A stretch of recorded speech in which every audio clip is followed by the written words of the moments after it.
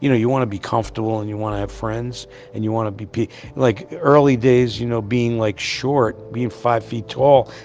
Danny DeVito has spent almost 60 years making people laugh. He's played con men, villains, deadbeat dads, and one of the most beloved supporting characters in television history. But underneath the laughs, there's a life that started rough, was shaped by a body that constantly ached, and was held together by a stubborn refusal to let Hollywood turn him into something he wasn't. Now, well into his 80s, DeVito is still working, still showing up, and still carrying a story most fans never fully hear. He was born Daniel Michael DeVito Jr. on November 17, 1944, at what was then Raleigh Fick and Paul Morgan Memorial Hospital in Neptune Township, New Jersey. His mother, Julia, was a homemaker. His father, Daniel Sr., ran a string of small businesses over the years, a dry cleaning shop, a dairy outlet, a diner, and a pool hall called the Crown Billiard Academy, stocked with 5 Brunswick tables. The family, of Southern Italian descent with roots in Basilicata, raised Danny alongside 2 older sisters in Asbury Park, New Jersey, a boardwalk town that in his childhood was full of tourists in the summer and full of trouble by the time he was a teenager. DeVito has said in interviews that his father struggled with alcohol. Speaking about it years later, he described his dad as a sweet man during the day who changed completely after he'd been drinking, and said the unpredictability left him constantly on alert, always checking that things were calm. That tension at home, combined with a neighborhood that was sliding into a heroin problem by the late 1950s, pushed DeVito toward a decision that would end up changing the entire direction of his life. At 14, he asked his parents to send him to a Catholic boarding school. They agreed, and he ended up at Oratory Preparatory School in Summit, New Jersey, graduating in 1962. It kept him away from a hometown that, by his own account, was becoming genuinely dangerous for kids his age. He never had much interest in college. Instead, after graduating from Oratory Prep, he took a job as a cosmetician in his sister's beauty salon, training to become a licensed hairdresser. He was good at it, good enough that a year later he enrolled at the American Academy of Dramatic Arts in New York specifically to deepen his knowledge of cosmetology, not acting. But something happened once he was inside that building. He fell for the craft of acting almost by accident, and by the time he left the school, cosmetology was a backup plan he'd never need. While he was building a career on the New York stage in the late 1960s, DeVito ended up rooming with another young, broke actor, Michael Douglas, son of Kirk Douglas. They met on a beach on Long Island Sound in 1967, when Douglas, by his own account, walked up and asked DeVito if he wanted to get high. They shared a joint, and it turned into one of the longest friendships in Hollywood. Not long after, the two moved into an apartment together at 338 West 89th Street in Manhattan, paying $75 a month each. DeVito was already dating Rhea Perlman, his future wife, and Douglas has joked that DeVito was the messy roommate while he handled the laundry. It was a broke, unglamorous stretch of life for both of them, years before either name meant anything outside their own small circle of friends.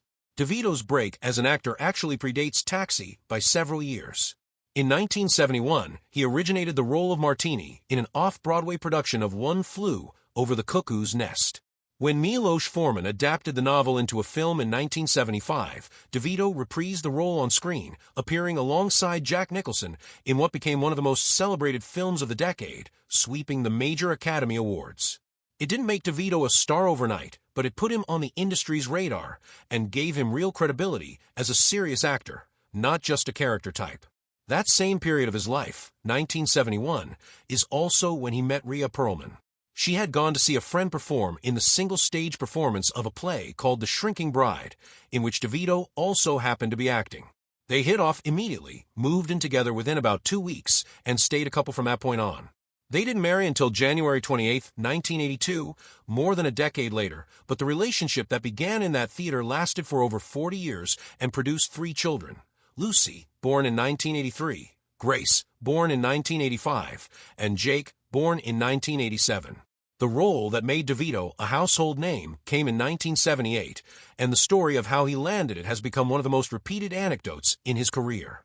The producers behind the sitcom Taxi were James L. Brooks, Ed Weinberger, Stan Daniels, and David Davis, all coming off the enormous success of The Mary Tyler Moore Show. DeVito, encouraged by casting director Joel Thurm, decided the only way to stand out was to walk into the room already in character as the abrasive dispatcher Louis De Palma. He threw the script down on the table and asked the room, in character, who had written such garbage. There was a beat of stunned silence, and then Brooks burst out laughing. From that moment on, DeVito has said he could say almost anything in the audition and get a laugh, because Louis had effectively already walked into the room and introduced himself. He got the part. Taxi ran from 1978 to 1983, first on ABC and then on NBC, and turned Louis de Palma into one of the most memorable characters in sitcom history. TV Guide would later rank him first on a list of the 50 greatest TV characters of all time. DeVito won a Golden Globe for the role in 1980 and an Emmy for Outstanding Supporting Actor in a Comedy Series in 1981. Rhea Perlman appeared on the show as well, playing Xena, Louis' on- and off-girlfriend, without the producers initially realizing the two actors were a real-life couple. Once Taxi ended, DeVito made the leap from beloved TV supporting player to genuine film star, something that doesn't always happen. He appeared in Terms of Endearment in 1983, which won Best Picture at the Oscars, then reunited with his old roommate Michael Douglas for Romancing the Stone in 1984 and its sequel The Jewel of the Nile in 1985. In 1986, he starred in Ruthless People, playing a man who refuses to pay a ransom after his wife is kidnapped, earning a Golden Globe nomination. In 1987, he made his directorial debut with Throw Mama from the Train, insisting on directing as a condition of taking the acting role, and in 1989, he directed and starred in The War of the Roses, reuniting once again with Douglas and Kathleen Turner for a dark comedy about a marriage collapsing into total warfare. Then came 1988's Twins, pairing DeVito with Arnold Schwarzenegger as unlikely long-lost brothers. The film was a massive commercial hit, and became one of the clearest examples of how DeVito had transformed from character actor into a genuine box office draw, someone who didn't need to be tall, conventionally handsome, or a typical leading man to carry a film. In 1992, DeVito took on one of his most transformative roles, playing Oswald Cobblepot, the Penguin, in Tim Burton's Batman Returns, opposite Michael Keaton and Michelle Pfeiffer. The performance earned him a nomination for Best Villain at the MTV Movie Awards. That same year, he also directed and co-starred in Hoffa, a serious biographical drama about labor leader Jimmy Hoffa, with Jack Nicholson in the title role, a notable departure from the comedies he was best known for. Also in 1992, DeVito co-founded Jersey Films with Michael Shamberg, later joined by Stacy Sher. The company became one of the defining independent studios of the 1990s. In 1994, Jersey Films backed a script that other studios had passed on, Quentin Tarantino's Pulp Fiction. The film became a landmark of American cinema, and it demonstrated that DeVito had real instincts as a producer, not just as an actor.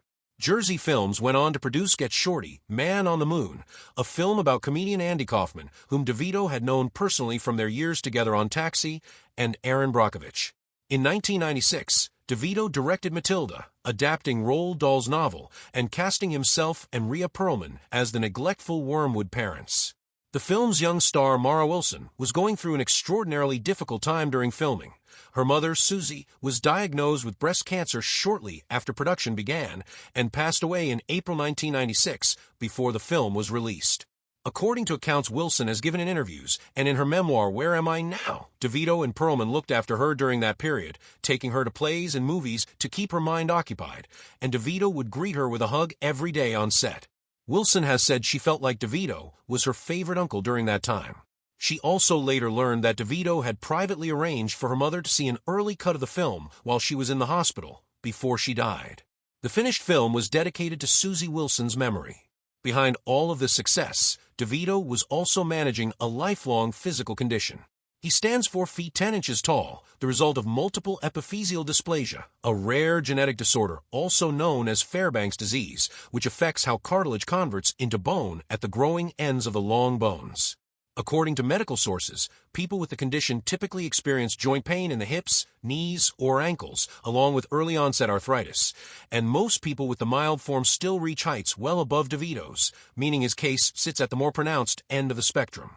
DeVito has spoken about growing up in Jersey without being bullied for his height, crediting the tight-knit nature of his neighborhood, though he has acknowledged that dating as a teenager came with its own frustrations, including, he's joked, never being able to slow dance with the girls he liked without an awkward height mismatch.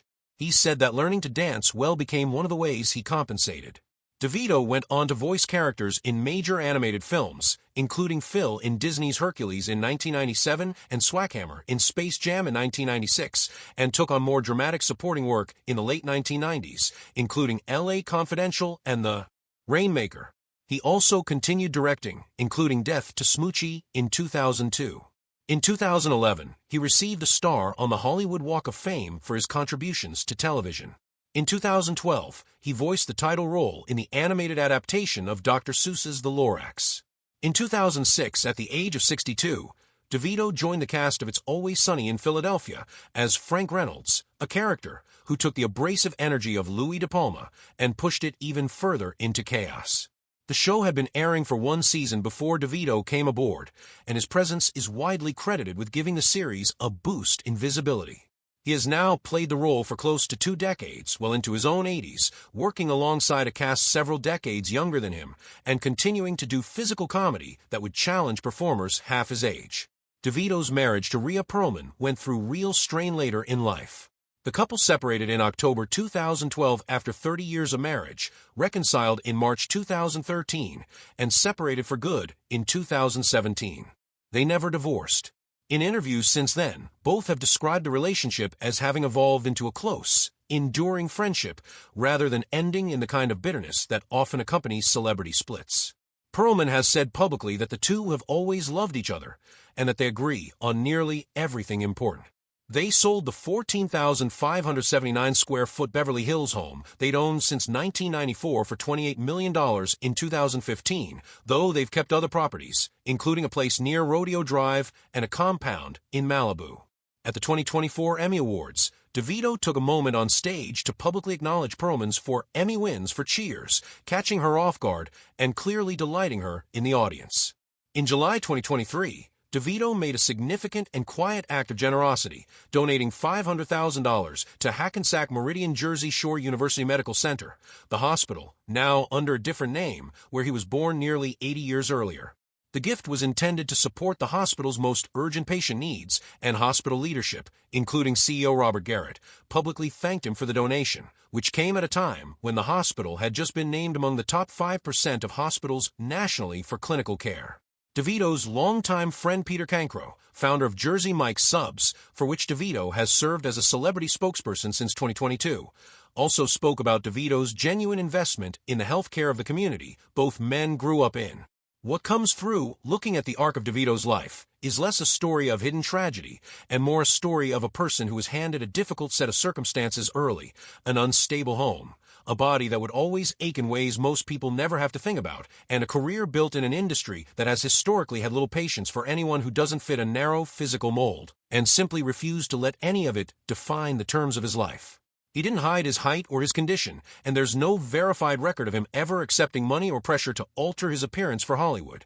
If anything, his career is a rebuttal to the idea that he needed to.